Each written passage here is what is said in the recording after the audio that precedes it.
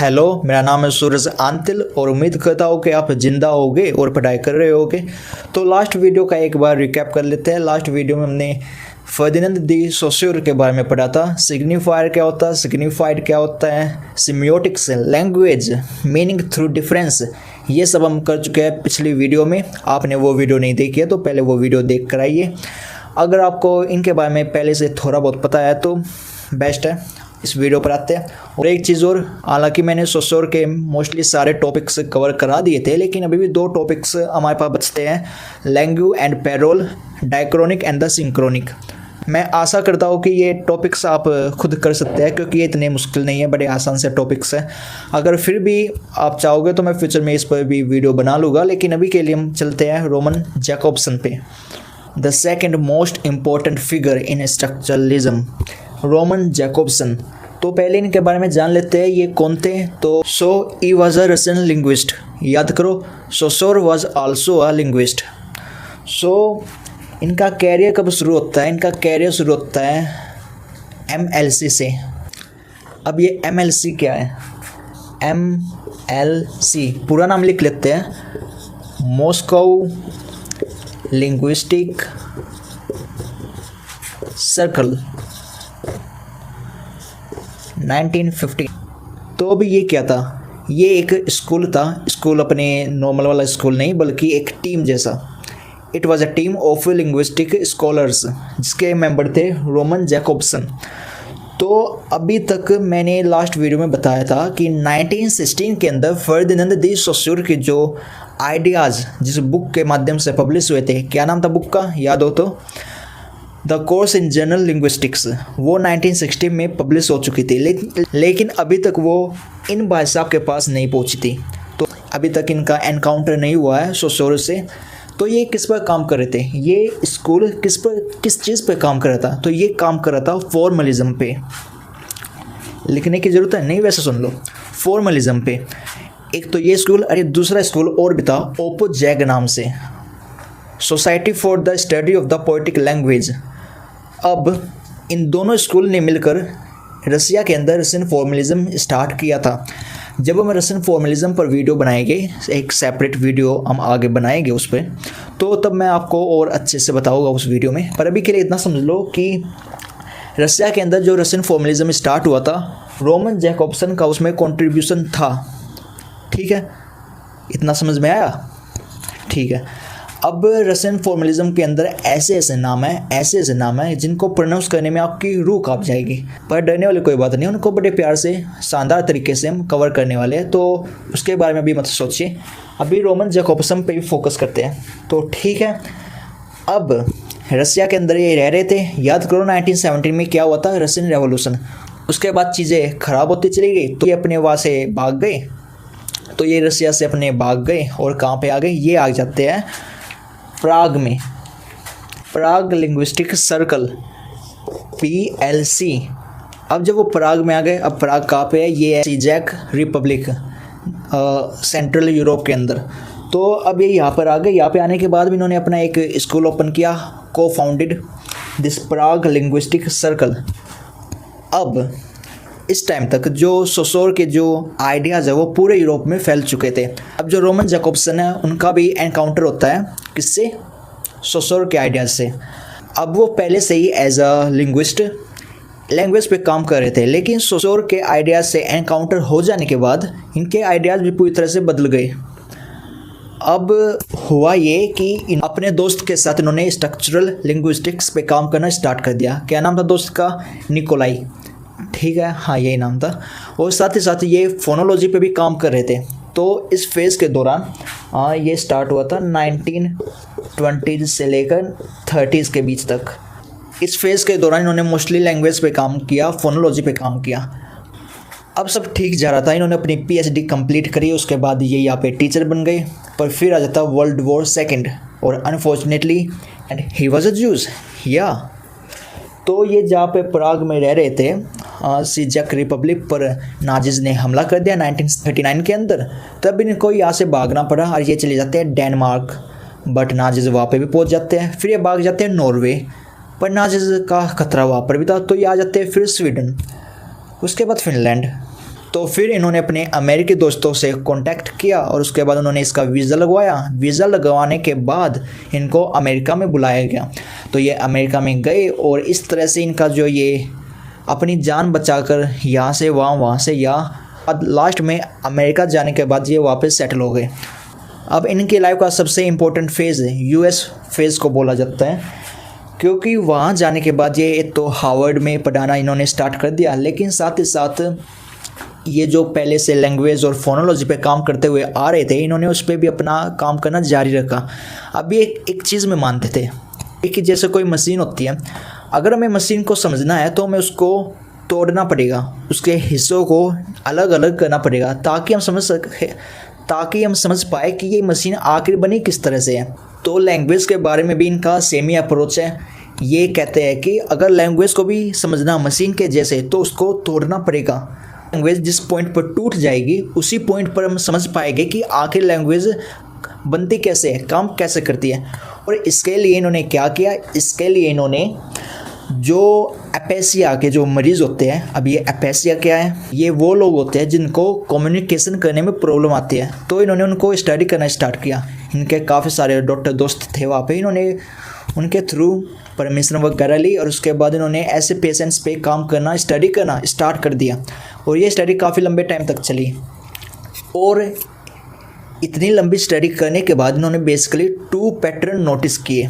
तो वो समझते हैं, पहले हमें सोसोर के दिए हुए 2 कॉन्सेप्ट समझने की ज़रूरत है। कौन से वो 2 कॉन्सेप्ट? पहला है पैराडिग्मेटिक और दूसरा है सिंटैग्मेटिक। अब ये क्या चीज़ होती है? मान लो मैं आपको सेंटेंस दे दूँ, पेन बदल देते हैं। A cat is sitting on a bench, ठीक है। A cat is sitting on a bench. तो पैराडिग्मेटिक क्या होता है? इसका सिंपल भाषा में बताओ तो सिलेक्शन या फिर चॉइस। चॉइस कैसी? चॉइस है सब्स्टिट्यूट करने की। अब यहाँ पे मैंने लिखा है एक कैट। अब ये मेरी मर्जी है कि मैं यहाँ पे और क्या लिख सकता हूँ। मैं यहाँ पे लिख सकता हूँ the cat, my cat, his cat, her cat, या फिर मैं कैट भी क्यों लिखूँ, ए डक, ए डॉग, मैं कुछ भी लिख सकता हूँ। Sitting, sleeping, lying, on, beside, over, under, A bench, the chair. तो ये मेरी मर्जी है कि मैं अपनी मर्जी के अनुसार कुछ भी वर्ड सेलेक्ट कर सकता हूँ। The process of selection of words, the process of selection of words to substitute, that is paradigmatic. अब तो ये सिंटैग्मेटिक क्या होता है? इसको सिंपल भाषा में समझे तो कॉम्बिनेशन। अब मैंने लिख दिया a cat is sitting on a bench, पर मैं ऐसे नहीं लिख सकता a bench is sitting on a cat, that is not grammatically right. So that combination of words in an order, एक ऑर्डर में शब्दों को इस तरह से आपस में जोड़ना कि वो एक मीनिंग बनाए, दैट इज सिंटैग्मेटिक। आया समझ में? आ गया होगा, फिर से बता देता हूँ, let me repeat my self.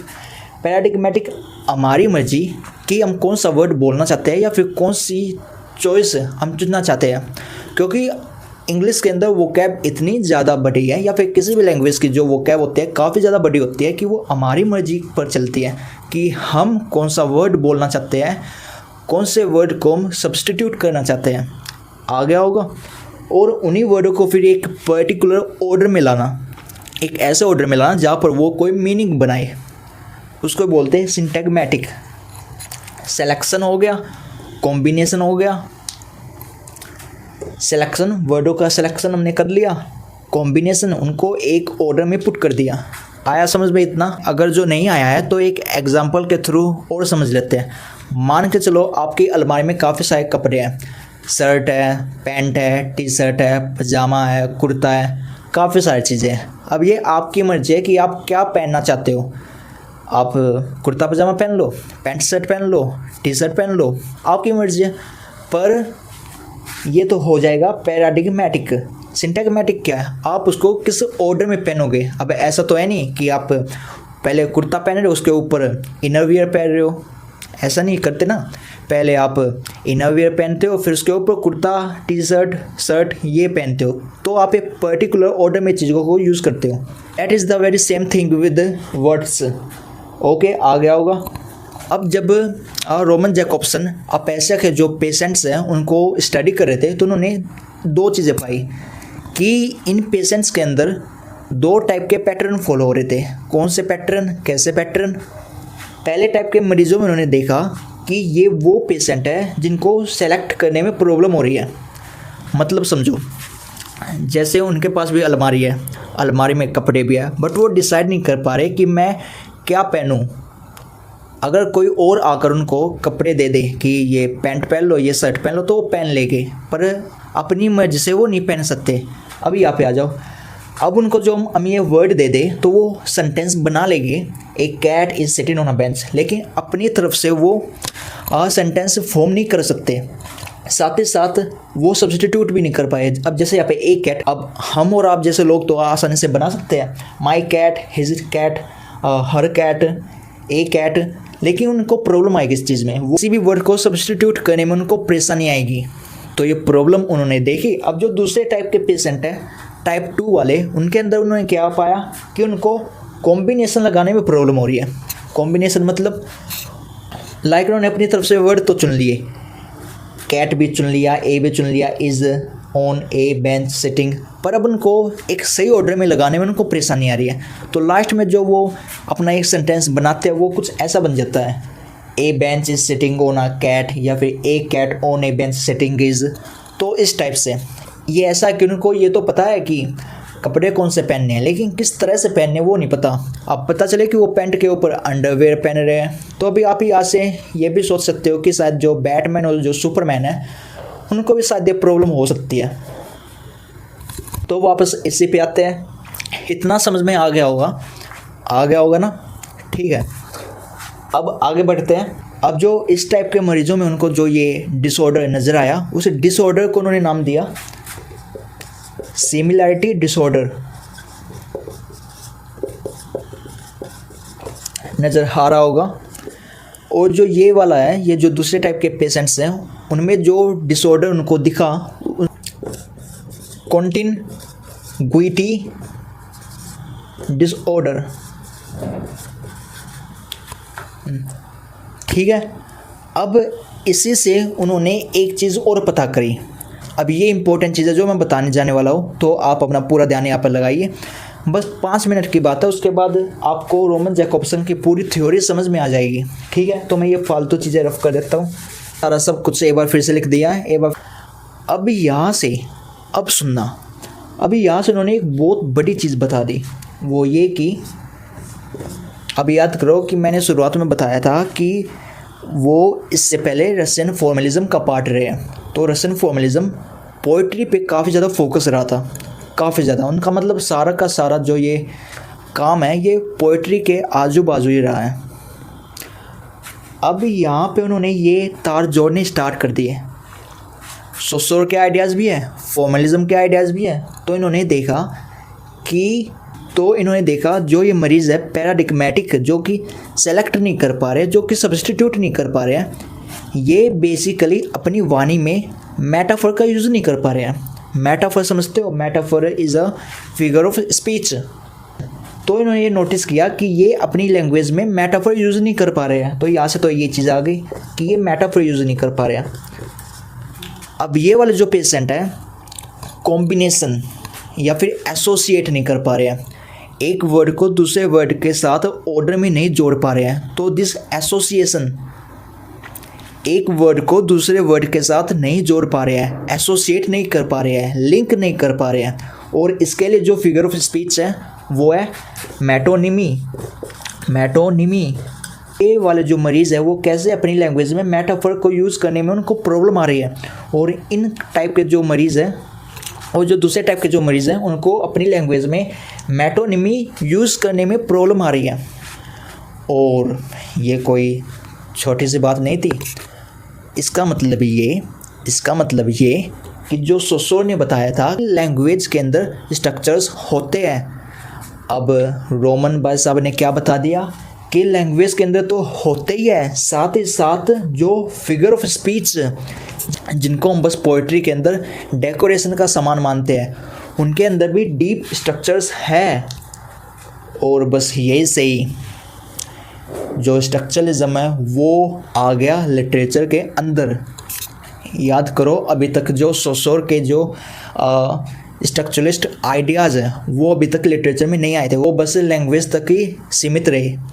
लेकिन रोमन जैकोब्सन की वजह से अब वही स्ट्रक्चर्स लैंग्वेज से निकल के पोइट्री के अंदर आ चुके हैं। अब जब पोइट्री के अंदर आ गए तो लिटरेचर के अंदर भी आ ही चुके हैं। पर वही बात कि इन्होंने प्रोज पे ज़्यादा काम नहीं किया। बाद में आगे जाकर जो आने वाले स्ट्रक्चरलिस्ट हम पढ़ने वाले हैं वो मेजॉरिटी अपना प्रोज पे काम करेंगे कि कैसे नॉवल, एपिक स्टोरीज़, इनके अंदर भी स्ट्रक्चर्स होते हैं। वो आगे की बात है, अभी पहले इन पर आ जाते हैं। तो आई होप कि इतना समझ में आ गया होगा। अगर जो नहीं समझ में आया है तो ये वीडियो एक बार फिर से देख लेना, और मुझे पूरा विश्वास है कि उसके बाद आपको ये सब समझ में आ जाएगा।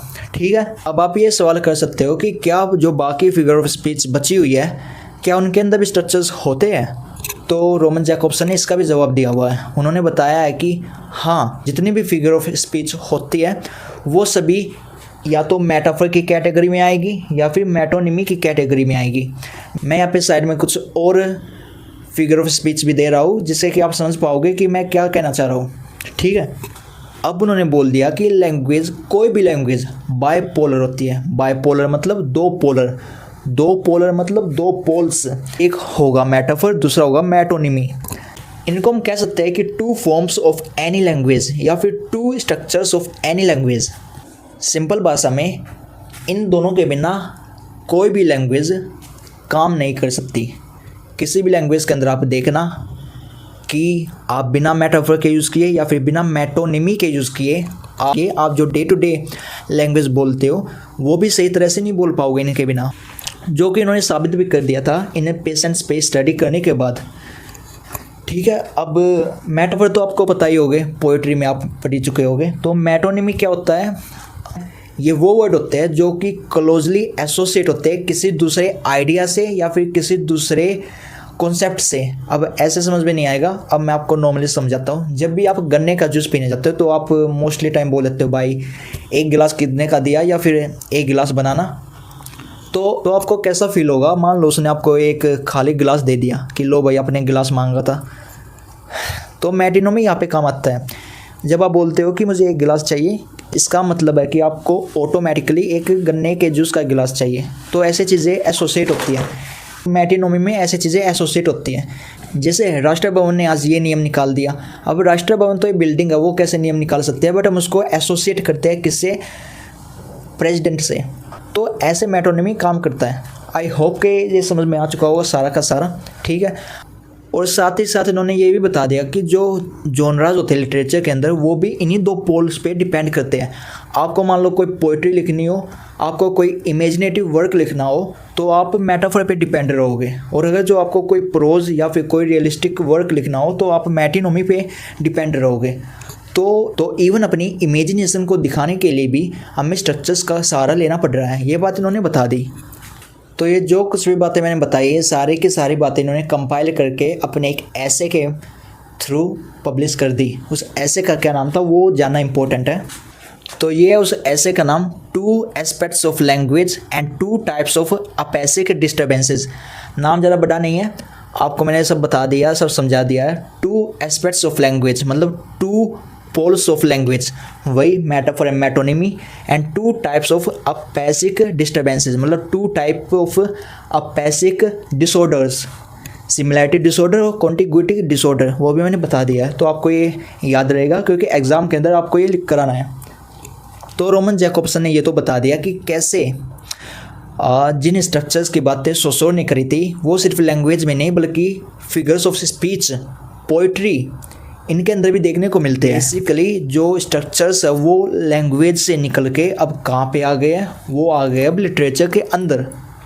अब आगे जाकर ये साइकोलॉजी और एंथ्रोपोलॉजी जैसे जो फील्ड है उनमें भी अब ये जाएगा, क्योंकि हमने देख लिया कि जो रोमन जैकobसन है उन्होंने मेनली काम किया है पोइट्री के आजू बाजू, उन्होंने प्रोज को इतना ज़्यादा टच नहीं किया है। तो जो बाद वाले जो स्ट्रक्चरलिस्ट हो गए वो काम करेंगे किस पे, वो बताएंगे कि कैसे प्रोज के अंदर नॉवेल्स, स्टोरीज, इनके अंदर भी स्ट्रक्चर्स मौजूद होते हैं। तो बेसिकली अब ये फैलता जाएगा।